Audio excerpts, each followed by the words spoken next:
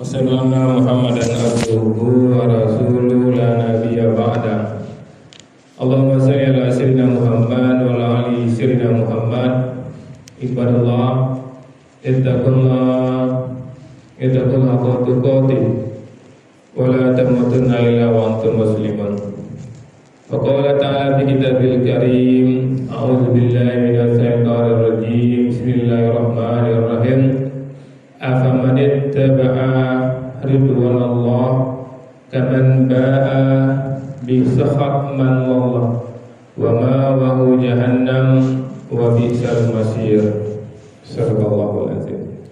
Maka apakah orang yang mengikuti keridhaan Allah sama dengan orang yang kembali dengan kemurkaan dari Allah dan tempatnya adalah neraka jahanam, dan itulah seburuk-buruk tempat kembali. Al-Quran Surah Ali Imran ayat 162. Bapak Ibu yang sangat kami muliakan, serta anak soleh dan soleha yang kami banggakan, alhamdulillah, bersyukur kita kepada Allah kembali dengan izin dan rahmat Allah kita mampu hadir di masjid ini. Tentu Bapak Ibu, kita benar-benar berharap kepada Allah Subhanahu wa taala ibadah apapun yang kita kerjakan benar-benar tercatat di sisi Allah Subhanahu wa taala dan kita semua mendapatkan pahala terbaiknya. Dan kita bermohon betul kepada Allah kiranya hidayah Allah selalu menyertai hidup kita sampai kita tinggalkan dunia ini. Amin ya Allah, ya Rabbal alamin. Bapak Ibu serta anak soleh dan solehah penduduk surga yang masih berada di dunia yang kami banggakan. Kita lanjutkan hikmah dan pelajaran dari suci Al-Quran. Sekarang kita masuk surat Ali Imran ayat 162. Mengikuti ridho Allah atau sebaliknya menjemput murka Allah. Ibu yang kami muliakan, sekarang kita berada di bulan Dzulqa'dah. Bulan Dzulqa'dah seperti mana kita ketahui salah satu dari bulan haram, di mana Allah berfirman dalam surat Taubah ayat 39, Allah telah memiliki 12 bulan dan 4 bulan haram. Haram itu artinya terhormat, Bapak Ibu ya. Masjidil Haram, masjid yang terhormat. Haram. Kenapa haram artinya terhormat?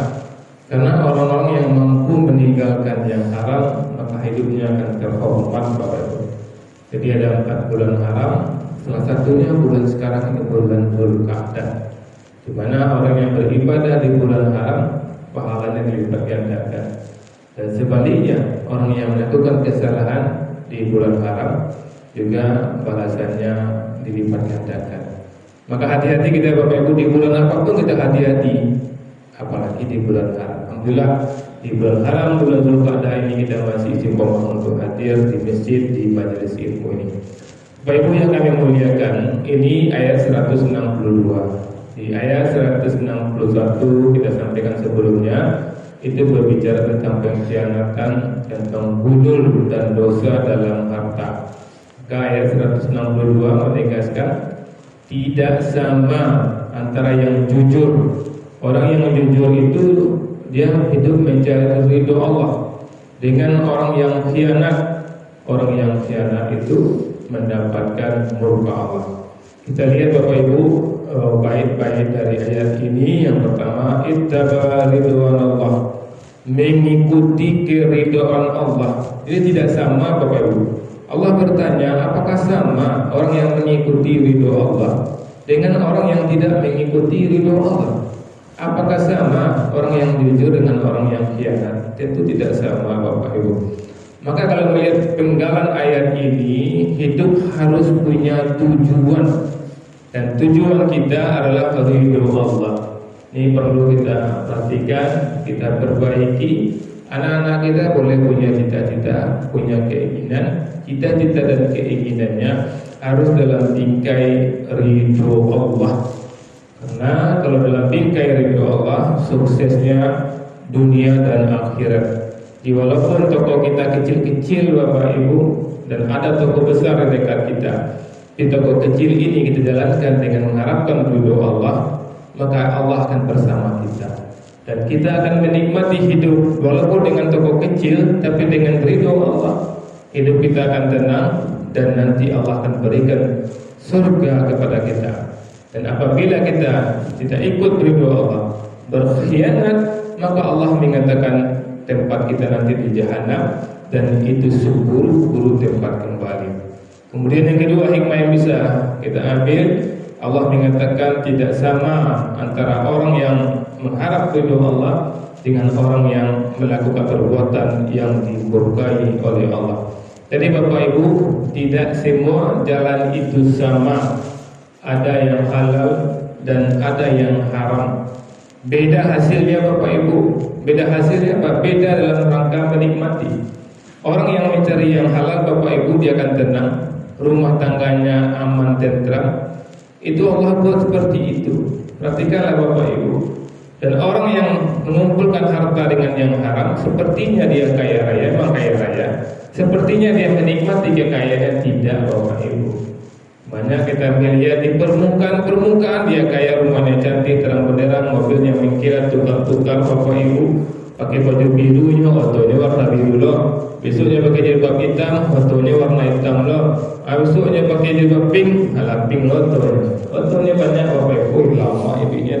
Kalau dia kumpulkan dengan yang halal, ya lama ibinya. Tapi dengan yang haram pasti tidak, pasti akan panas Bapak Ibu.